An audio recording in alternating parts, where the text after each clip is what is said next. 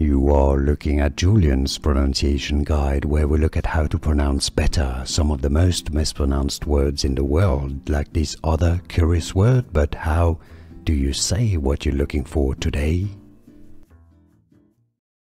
Place d'armes, French pronunciation, meaning where the weapons or weaponry is stored, often in a castle, medieval castle. Place d'armes, arme is French for weapons, weaponry. Place d'armes. Place d'armes, French pronunciation, meaning where the weapons or weaponry is stored, often in a castle, medieval castle. Place d'armes, arme is French for weapons, weaponry. Place d'armes.